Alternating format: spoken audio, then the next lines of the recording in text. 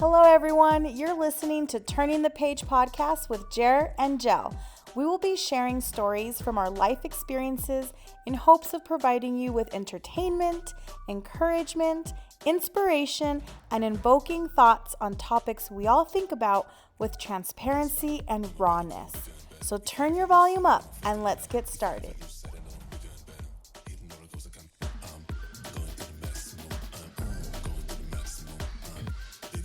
We are back, and today we have a podcast named Talk to Me Like You Love Me. Ooh, that's gonna be good. I hope so. Juicy today. Awesome. I when we started talking about the title on this, I was very excited about it. Yes. I was really excited about it because I think it covers so many areas. And I think that it's such an important thing, the way you talk to people, the way you talk to each other, especially in a relationship, has a lot to do with peace and happiness and joy, and all that good stuff. Yeah. And how you talk to your spouse says a lot more about you, really. Yeah. In my opinion. I think so too. Because we kind of had a little bit of a discussion today. We didn't really talk about it because I think we save our discussions for this. We're going to surprise each other today. Let's just put it that way. We talk about what we want to talk about, think of a title, and then we go from there. We don't really tell each other what we're going to say. We're just going to talk right now. Yeah.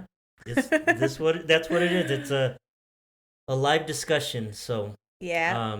We completed our first podcast. We launched that, put that out, and we got some good feedback from it. Yes. And thinking about what we wanted to do on this one, we want to bring you guys content that matters and something that makes you think about things. And hopefully, I think we're going to do that today too. Genuine rawness, basically. So talk to me like you love me, babe. Hey, girl. Man, you look good in that sweater. Oh, wow. Well, I should. You bought it for me. I did. Now, talk to me like you love me is not about, oh, come on, baby, let's go kind of hot talk, okay? Let's just put it out there. It's going to be about communication with your partner. But giving you some compliments and telling you look amazing and beautiful, which you do. That doesn't hurt. See, I ain't gonna lie. I do love compliments. That is talking love.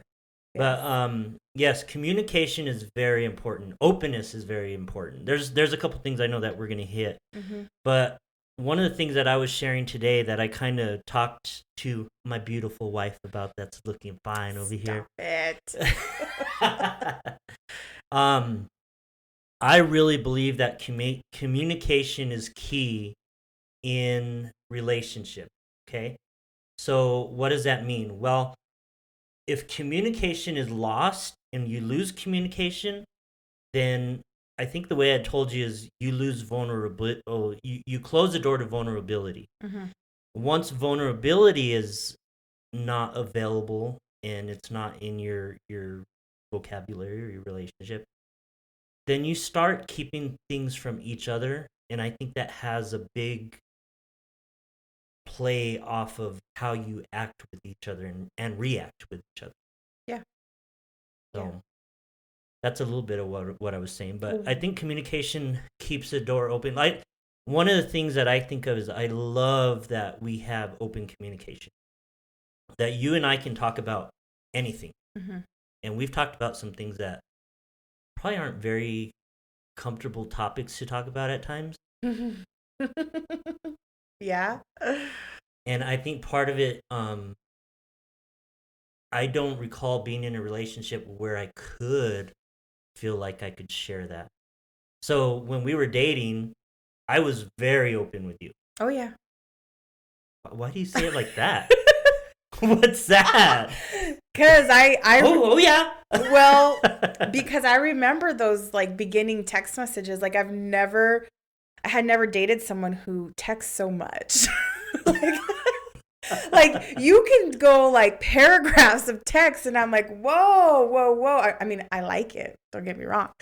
But you were like detailed in text, like exactly how you were feeling, exactly what I should do. You were like, you should flee, you should run away from me, you should do all these things, and this is why I feel this way. And I remember, you remember those text messages? No, I kind of forgot about that. Yeah, you're like, Jel, I don't know about this. You really just need to flee from me. That was the gist of the text, the big one. Did we ever go into depth of why I had said that, or like, did I share that with you? Yes. What did I tell you? Well, if I can remember correctly, because that feels like a long time ago, but part of the text message. It's over almost. It's over a year. Not quite a year and a half. Like a year or something, yeah.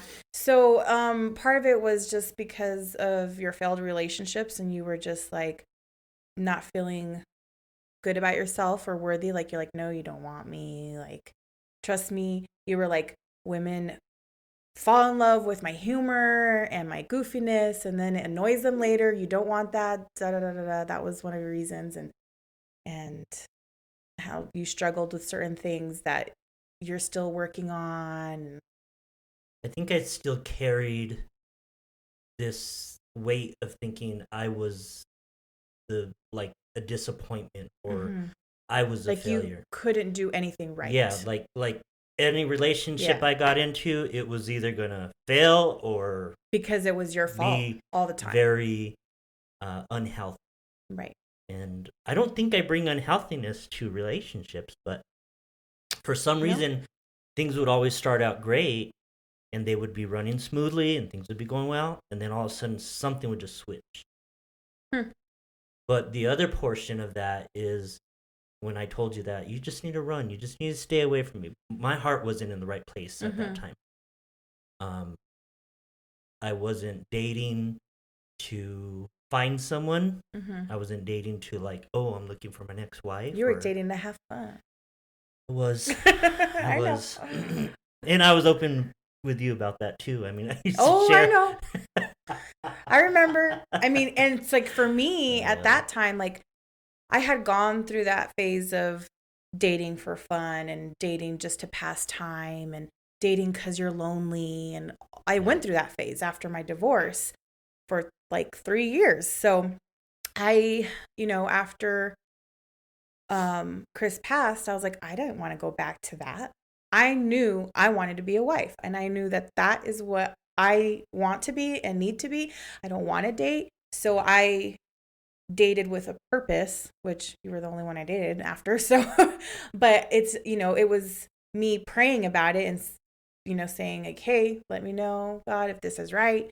And, the rest of the story. So yeah, so that wasn't my mentality then. I didn't want to date for fun. I dated with a purpose, and you were not at that mentality at all. No, it took a while for me to even like open it up in my mind. But you were very open and communicated your feelings in the beginning, and you still do to this day. So yeah, being open and raw with the person you're dating or, your husband or wife is very, very important. I think a lot of relationships lack that. And for some reason, there's a fear. I know as a man, there's a fear of if you open up too much, that you feel like you're going to be taken advantage of. But I've been taken advantage of. So I'm like to the point to, why don't I just open up anyways? What do you have to lose? When I don't open up, I'm still taken advantage of. No. Yeah. But I think it's huge. It allows us to, it brings security, the way I feel. Well, coming from a women's perspective, right? Like I really, in my past relationships, didn't like when they were not open with me. When they didn't share how they felt, what they wanted, what they needed, and they just were quiet or vague, no details. I'm not a mind reader. No one's a mind reader. Like, you need to share these things with me. So I didn't like that. If you didn't share with me, I felt distant from you. I would feel closed off from you. So that's, from a woman's perspective, yes, we love that openness, the vulnerability, that's what we want. That's what we need from our partner. And that when a man does that with their partner, it opens the woman up to maybe be more kind, more sweet, more understanding, because now they're like, oh, it's like something switches in your brain. Oh, they're sharing with me. Yeah. Okay, so this actually is something that means a lot to them, or they value this, or, they trust me enough to share this information with me, So it kind of changes a woman's perspective and how they treat their spouse as well, in my opinion, because like I've been in a relationship where we didn't have that communication and that was all shut off. And I was like, ugh, don't even want to talk to you. I already know what to expect. What's the point? And then I've had, relationships where we do share and we open up, and that openness brings you closer together. It's a different type of intimacy. Yeah. Other than the physical, So it's very important. I think the times that I have been closed up at times. There's you get to a point in a relationship where you do close up, and I know where I close up is when that communication isn't there, or it doesn't feel like it's reciprocated both ways. And the other portion, or the other part, is where I feel disrespected, or I feel like I'm not valued in that relationship. Then I stop sharing, because I'm like, why am I going to share? Why am I going to say this? Why am I going to say that? Because then what it feels like or when I'm in that area is all I'm going to do is, or all that's going to be done is I'm going to share something, and then it's going to be used against me. And that's happened before. And you know what? That is true, because my past self, when I was younger and married the first time, if he shared something with me, sometimes I did use it against him in future fights, which is not fighting fair at all. When your partner or spouse shares something about themselves that is so deep and so intimate, you respect that, you hold it in a safe place. Like, they're going to you with this information, and you safeguard it. You don't go share it. You don't throw it back in their face later in a heated discussion. You just don't do that. That devalues your relationship with them to where they're just going to not want to share with you anymore. And then walls start building and people start shutting down. And after that, it takes a lot to restore and repair. Yeah. It's hard to come back from those areas. One of the things I know we've shared with people that we've been around, and when we were in LA, we talked to a couple that was there, and we got laughed at because we're newlyweds. Oh, wait, they're like, wait, you guys are, how long have you been married? Oh, talk to us in 10 years. So yes, we are newlyweds going on 3 months. We got married in October. And just because you are newlyweds doesn't mean you don't have experience in relationships. Exactly. I mean, third marriage, fourth marriage, for him, we have experience and we have a lot to share.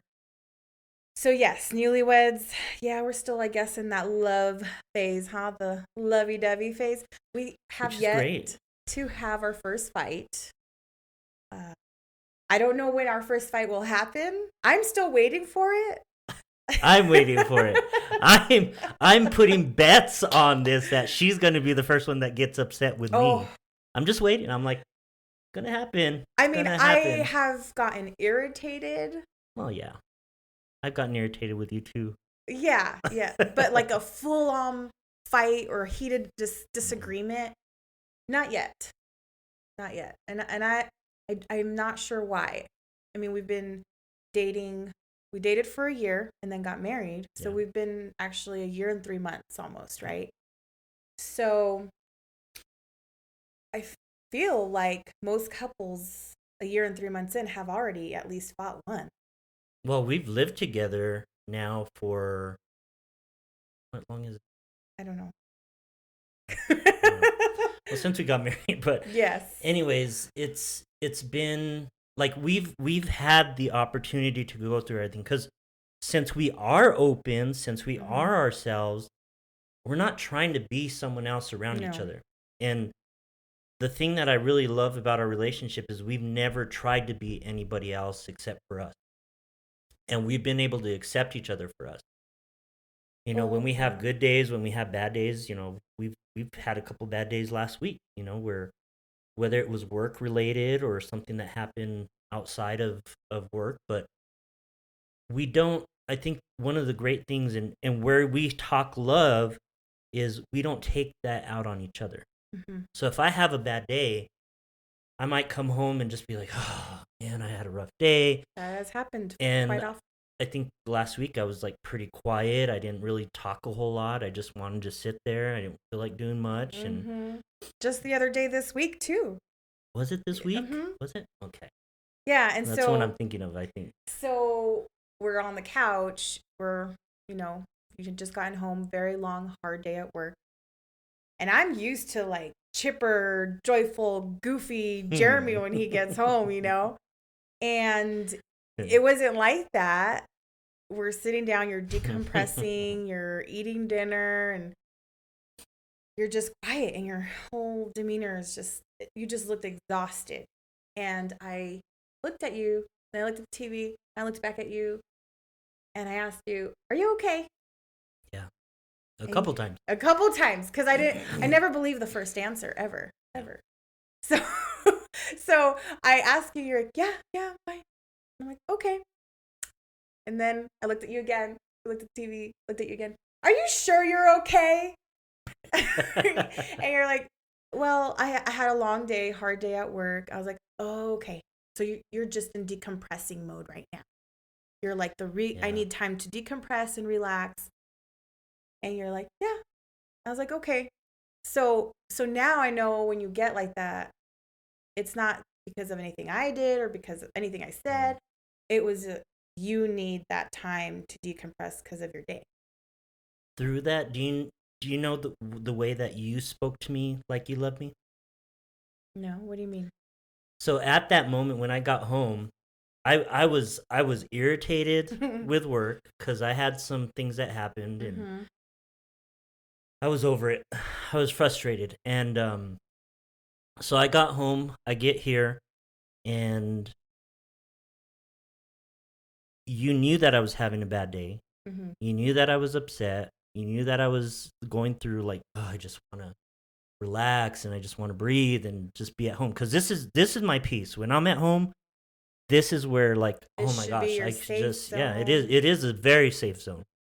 But the way that you talk to me like you love me is you didn't sit there prying and asking, well, what's wrong?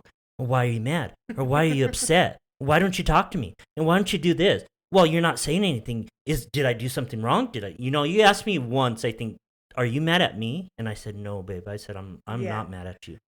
But that wasn't bad at all. But you didn't sit there and pry and poke and pick and, well, what happened? Like trying to resolve it, like trying to find out, well, what happened and why are you mad and how can we fix this, So I didn't have to sit and let my mind try to go back to what happened and, try to refigure it out and relive it. Oh my gosh, I didn't want to relive that day because it was just frustrating.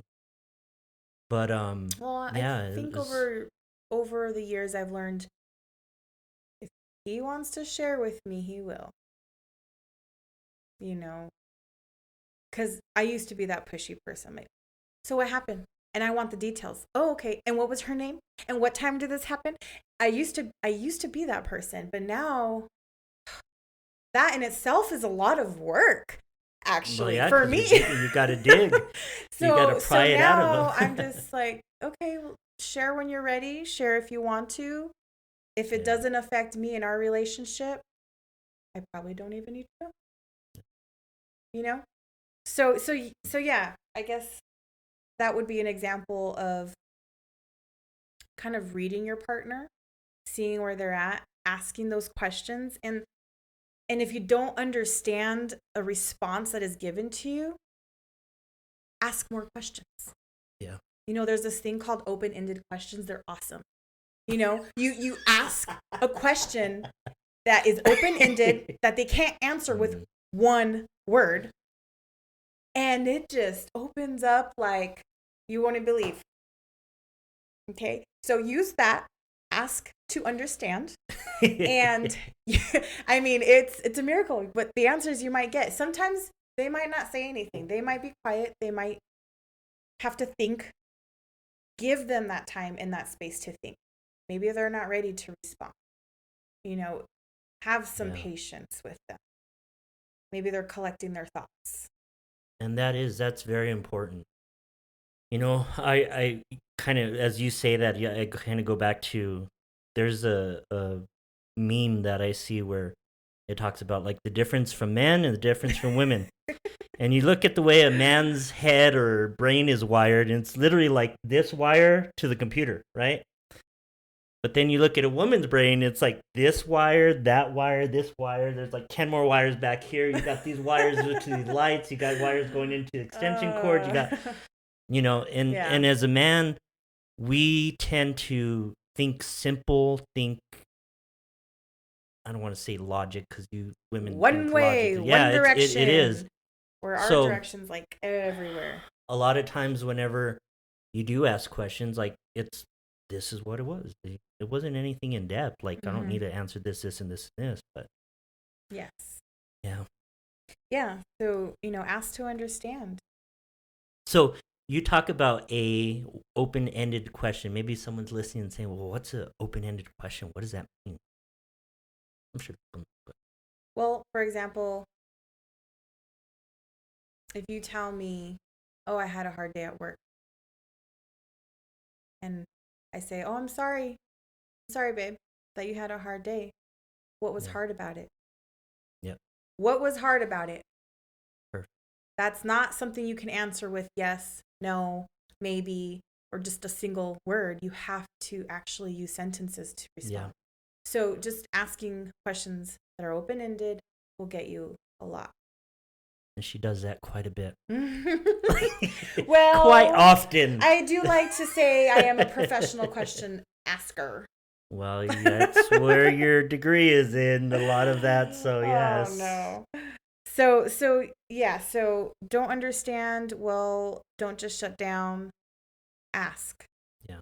Because how would you even know if you don't ask? The worst that can happen is they don't respond back. They don't want to answer and they leave the room or something. Okay. Give them that space. They'll come back. So, for instance, if that does happen, I mean, I don't ever see that happen to us, but who knows? Well, I don't know. You never know. I will tell you this. If I am very frustrated or heated where I have to leave the room, I'm going to tell you. I need to leave the room for a moment. I need some space to collect my thoughts. And we will pause this conversation and resume later because I can't handle it at this time. I will tell you that. And then I will leave. I'm not going to just stomp out and leave because that's rude and disrespectful. I want you to know why I'm doing this. I want you to know the why behind my action. I don't want to leave questions in your head. You know what I mean? Yeah. So that's what I would do. And I think that's important because a lot of times that I'm sure we've both experienced that in our relationship. And you're like, what the heck? What just happened? Like, you just left, just didn't say anything, or he just got up and walked out. You know, I think the other important thing is, you know, those discussions shouldn't be left at that point. So when you do step away, or I say, you know what, Jel, I need some time. I'm going to go for a walk. Or, man, I had a rough day today. I just don't feel like talking about it right now. And you go, okay, that's fine. But I think sometimes, especially if it deals with you and I, like our relationship versus work. Work doesn't matter.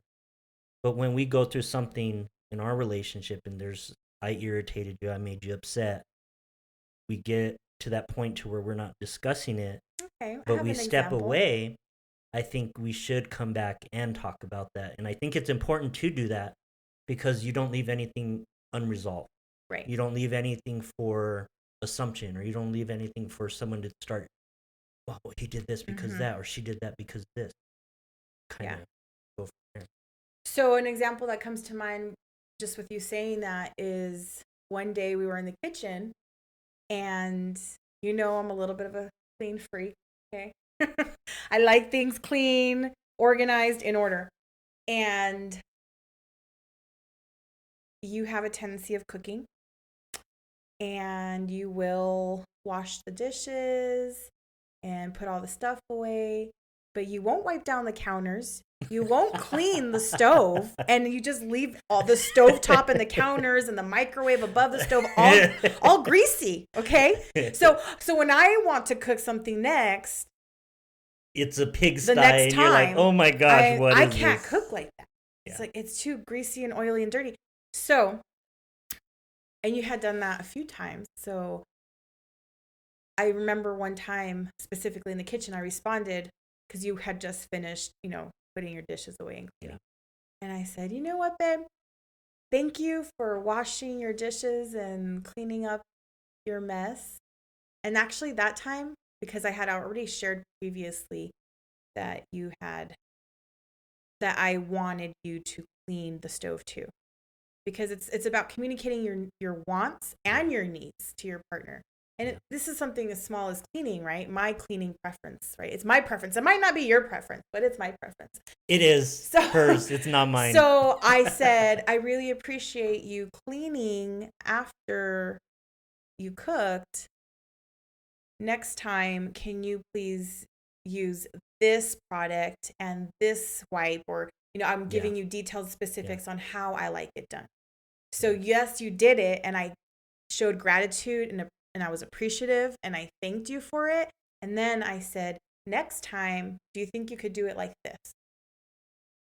It's that simple. Like, I'm not yelling. I'm not, babe, you did it wrong. Why did you do it like this? This is how I do it. And, it's show your appreciation and gratitude, and then tell them, this is how I normally do it. And you're really receptive to it. Well, it's how things are delivered, right? Mm-hmm. Yeah, it's how you say it, not what you say. That's a topic for another Let's conversation. Pause there just for a moment. That's a whole other podcast. Let's just let that soak in. Let's sit in quiet for a second. So that was a great quote that you just said. I love that. Say it one more time. It's not what you say, but how you say it. And I love that you do it. You don't just say it, you do it. Well, I will say that it takes a lot of practice and patience with yourself to deliver a message that is more loving than not. So, there are still times where I might not always be as loving, but it is something that I strive for. So, thank you for appreciating it. I do. Peace is a huge thing for me, and you bring a lot of peace. So, love it. I love you. I love you too. You're too much. So one of the other things that comes to mind when trying to talk to your spouse like you love them, or trying to understand them more, or just to better your relationship, is by checking in. And I'm going to explain what checking in means, because I know you've been waiting to hear. I was like, we're going to talk about checking in. And he's like, what is checking in? I was like, you'll see. I'm not going to tell you. Yeah. She was making dinner and she would not tell me what she was talking about. I'm like, checking in? Oh, come on. What do you mean by checking in? It's very self-explanatory. Check in with your spouse. So what Throughout the day? Okay, I guess it's not that self-explanatory. So what I mean by... See? Does anybody feel my pain. In my head, it's self-explanatory, but not everyone thinks like me. Okay, so checking in, what I mean is check in with your partner. I don't know if you remember, but I had asked you probably a few months back. I think it was before we even got married in October. Or maybe slightly after. I can't recall the time, but it was fairly recent. And I asked you, babe, what can I do to make your day easier? Or is there anything that you want me to do more of or less of in our relationship? That's checking in. Seeing what your partner is thinking and feeling. Because sometimes your partner won't tell you these things. So just maybe like a monthly check-in. I guess you could call it a relationship check-in, right? Yeah.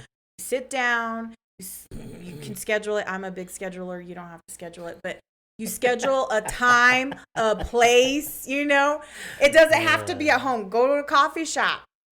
Go to the park. I don't know. Take a stroll around the block, walk a little bit, get that fresh air because you might need it when you talk about it. But have that monthly check-in where, hey, what can I do to better our relationship? What do you want more of? What do you want less of? What do you want to do more of? Like, just like that. Or sometimes a check-in isn't just about what your partner needs or wants. It could also just checking in like, hey, how are you doing spiritually? How are you doing in this area in your life that I know you've been struggling with? Because they won't always share their struggles with you. And sometimes that's because they don't want to burden you. They don't want to worry you. They don't want you to feel sad, mad, bad, any of those things. So they just take it on themselves and think that they can do it alone. But when you're married, it's partnership. Yeah. You're supposed to share these things with your partner. Yeah. Right? Bounce off ideas off of each other. So checking in monthly maybe on their needs and wants, but also checking in where they're at in the areas that that they struggle, that they've shared with you, and asking them, how can I help you in that area? Do you remember I asked you those things? I do, vaguely. Well, when I remember though, when you asked me, or when I asked you, what can I do better? You said nothing. I'm like, yeah, right. You literally there's literally there has been nothing that's been lacking. Not from what I see. Okay. I mean, so everything we both work jobs. Yes. We both work full-time jobs. We constantly go to work. We come home. You are the one that typically jumps in the mode to make dinner, to get things going. Babe, go rest. Go sit down. Go, I don't know if you notice something on me. Maybe I just have a bad day. But I'm not pressured to do stuff when I get home. So that's peaceful to me. That's when I get home and you're just like, babe, go put a movie on, or go watch TV, or go do whatever you're going to do on your computer. Get comfortable and relax. And I always come and ask, what can I do to help you, babe? What do you need help with? Nothing. Go rest. Go relax. I'm not going to fight. I'm not going to argue. Okay, first of all, you act like I do that every day. That is not the case. You do that a lot. You do that a lot. It's not every day. But that takes a lot of pressure off of me because I can sit down and relax. As most guys out there, that's like all we want to do is sit down and relax. Like I don't know why, but for the first hour from coming home. Yeah, it is, because I mean, if you get bombarded with everything, like, and that's the other thing that you don't sit there and bombard me. As soon as I come in, you don't like throw all your crap on me from the day that you've had. Once in a long while, you'll have like a day that you're just like, oh my gosh. And when I get home, you're like, babe, do you know what happened today? And da da da da da da da da da. And I'm just like, I don't have to say anything, so I'm not really talking. I'm just listening. I'm like, she is going. Like, this girl is on a move. She's just talking, and you'll vent your day to me, and then you're good. You're like, oh, I feel better. There have been those days, yes. But when I come home, like, there's certain things that you do, and it doesn't add to my stress load. It doesn't add to my day of whatever I went through. Most of the days that I have, they're not. I mean, I come home, I'm happy, I'm chipper, Yes, I'm good, that's true. babe, I'm home. Whatever. Happy to The be thing home. is, yeah, I am happy to be home. Always happy to be home. But I don't have your stress load jumping on me, or I can't cook dinner tonight. I'm gonna do this. And even on days that I know you've had a busy day, you'll still take on that responsibility. And you say, I'm making this, and you're already cooking or you're already doing it. A lot of times I get home, as soon as I get in the garage, like I smell it. I'm like, oh my gosh, what is that? So those things, like, that's, I guess, my love language, part of it. I Is don't know. I food? love food. As you can tell, it's not so. Don't look at my stomach while we're sitting here, but Well, and every other area. I mean, there's nothing that we lack in. there will be a day. There hasn't Let me been tell yet. you, there will be a This day woman you will tell me. satisfies my every need. Stop it. Jay. Yeah. Oh my gosh. Okay, well, there will be. Oh, I wasn't talking about that. You don't even know what I'm thinking. Don't assume you know what I'm thinking. Now you're just making me blush on camera. So there will be a day, I'm going to tell you right now, where you're going to tell me, I need more of this. I need you to be like this. Because we're not perfect. We're human. And apparently we're still in that honeymoon phase, right? So there will be a day. Oh, yeah, and I know sure. you'll communicate it with me, just like I will communicate it with you. Because we are going to continue to keep a open and yeah. healthy. Oh yeah, I'm ready for this first fight. I can't wait to share our first fight with everyone. I'm still waiting for you to flip out. So. Well, Crazy has left the building, so you won't. I don't know. You won't see a flip out from this girl. I could tell you about a flip out that we had one day. Okay, Just kidding. That's like a whole other story. You don't want to go there. Oh man, maybe you guys will hear that story another time, but today's not that time. And I have justifications for it, let me just say. Yes. But yeah, so checking in, those things are important in a relationship. Yes. If you want it to thrive, in my opinion. And I will always remember there was this one day, I had a rough day. I can't remember what day it was, but it was a significant day. It was either my late husband's birthday or his death anniversary this past year. I can't remember which day it was, but one of those significant days that you always remember. I was having a rough day, and I shared with you how I was feeling, and I was like feeling probably anxious and like, I don't know, I had a million emotions that day, but you had texted me, and I remember the text because one, no one's ever really texted me like that before. Like I said, this man can text. So it was a paragraph saying, baby, I love you. I know today is a hard day for you. Please let me know what you need. You are my priority today. And when you said I was your priority, I was like, dang, I got lucky, because that meant a lot to me. And I didn't need anything from you, because, I'm pretty self-sufficient. But if I did need something, you're available, you're there. And just the fact that you said it meant everything. Opening up. Yes, it opened it up, and I can share with you. And I think later that evening I did share some thoughts, and I probably cried, and, and then I was fine. I felt safe. I felt secure with you, and that I could share those things with you. Yeah. So yes, that is also a type of check in. You recognized a hard day, so you were checking in and text, hey, I'm here, just so you know. So that goes a long way too with partner. You hadn't shared that before. I had it. I never shared slam that with dunk. you, but I did feel that way. Awesome. I don't think you and realize. that's the thing is, it coming from within our relationship. Yes, this is a new marriage. This is a new relationship for us, but we've had relationships in the past, and then with you losing Chris, I know that love and your experiences and everything that you've gone through just don't go away. Those are never going to go, and I don't ever expect them to go. But when those days do come up, like his birthday, his death anniversary, your anniversary with him for your marriage, certain things like that, I know those are things that are going to be on your mind.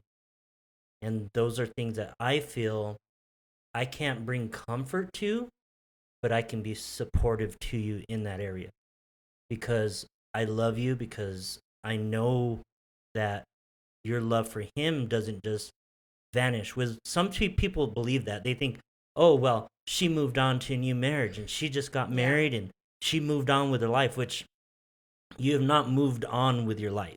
You haven't just forgot that part of your life and moved on. You've started a new chapter, as we like to say, you turn the page, but you're still in that same book. That story is still written as part of that whole chapter that you're going through, or the whole book that you're going through. That's just a page that's turned, and you've had to start out again. But even that alone takes trust. That takes a lot of courage to do, because now you're open again to vulnerability.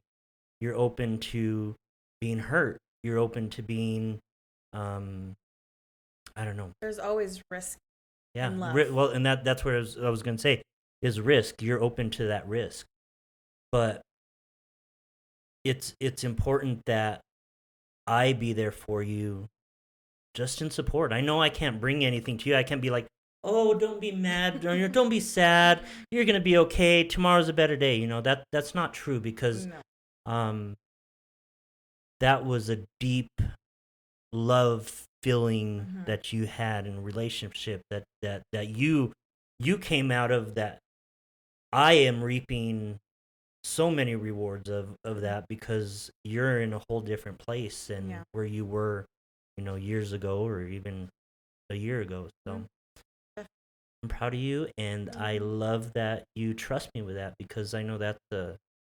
Well, I definitely appreciate you being supportive, because I personally couldn't be with someone who wasn't supportive of my past, or understands my past, or where I came from, or how I got to where I am today.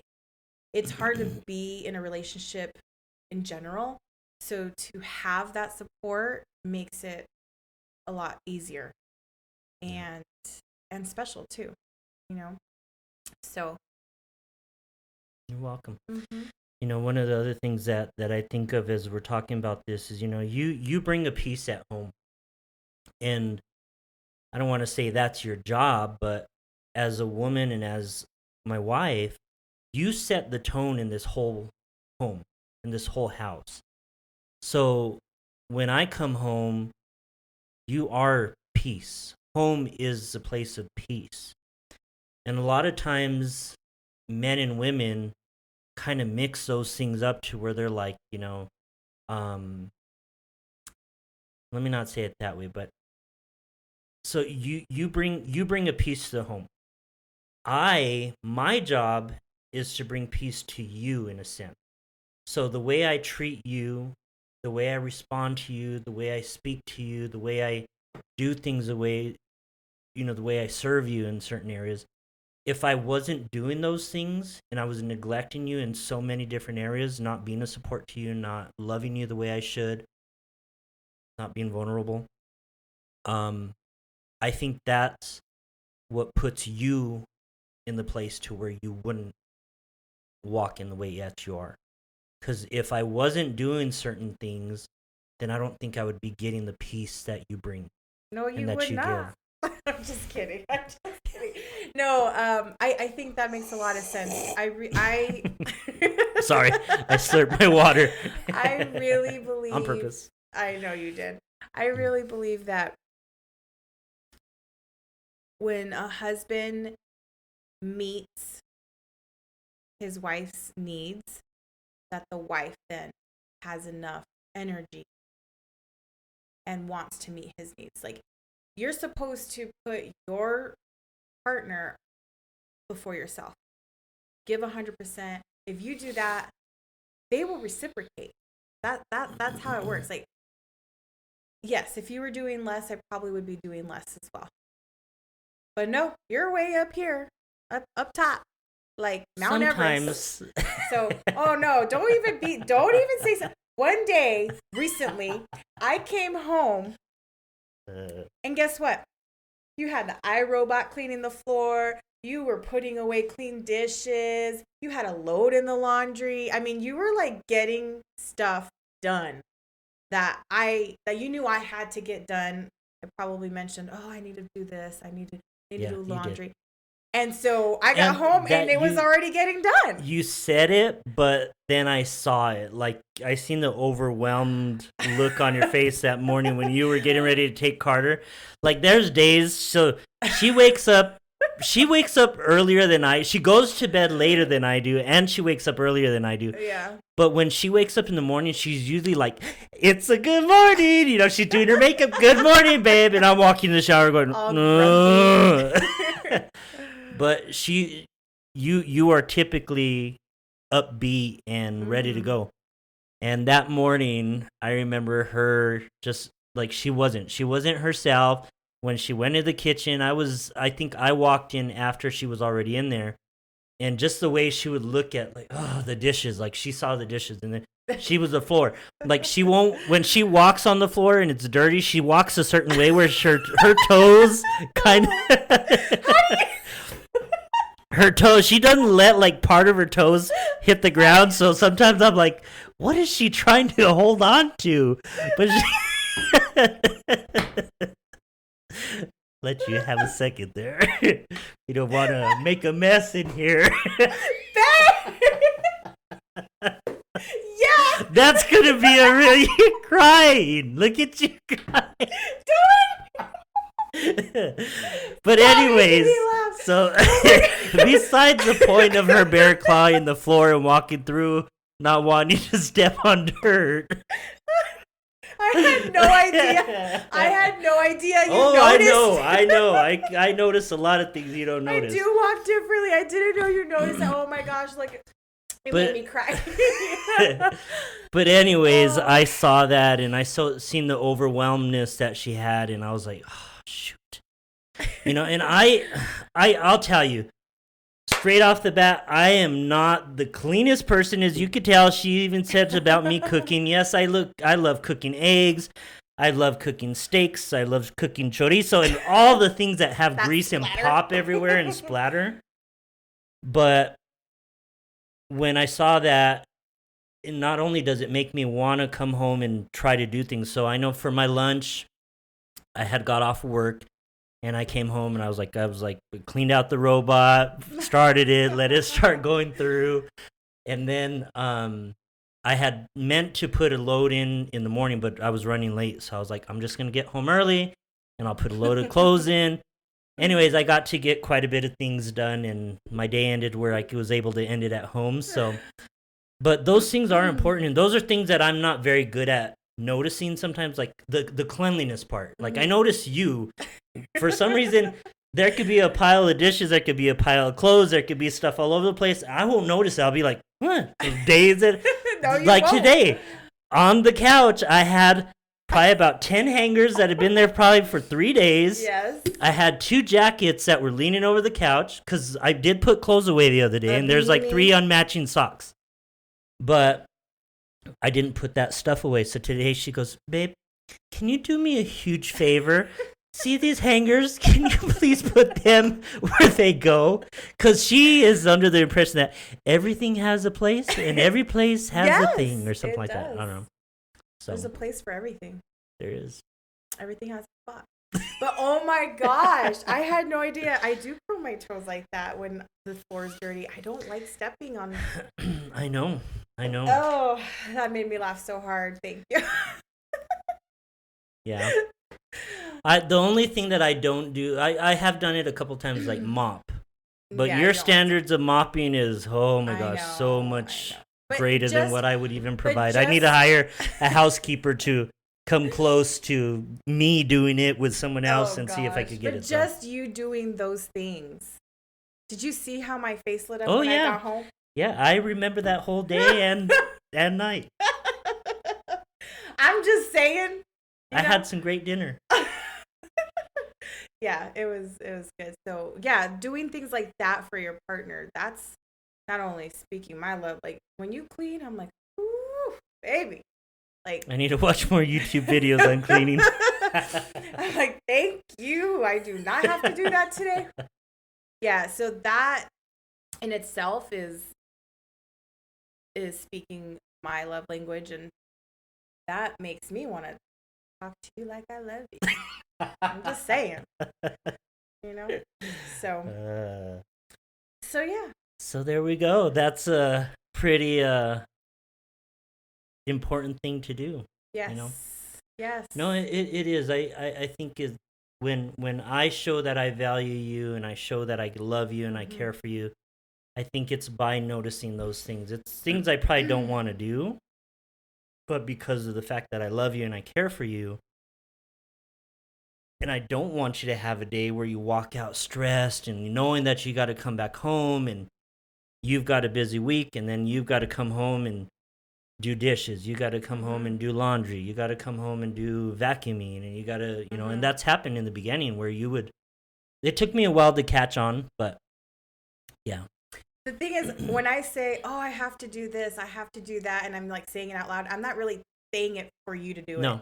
No. I'm just saying it out loud because I need to know, like, oh, I need to do this. And, you know, because I do have a full-time job. Plus, sometimes I work on the weekends because I do photography on the side. So, and you had been doing a lot. I was busy at that time. I you think know, holidays. Since October, I think you've been pretty much booked almost every weekend. It was busy. Or multiple times a weekend. Yeah. So I noticed things too, you know. That was great. Yeah. So. Do you notice me walking different on the floor? I don't notice you walking different on the floor because you probably don't even care. I don't. That's I don't why even see it. When the floor gets that dirty, I either wear socks or slippers. Like I cannot walk barefoot. And even then, I'm like, like as long as my floors are clean, the house. Floors and dishes. And the house is usually always clean. That's another thing that you do. You are very clean, and I don't have to ask her to do anything. I never come in saying, "Oh man, this house is messy," because it never is to me. I don't know.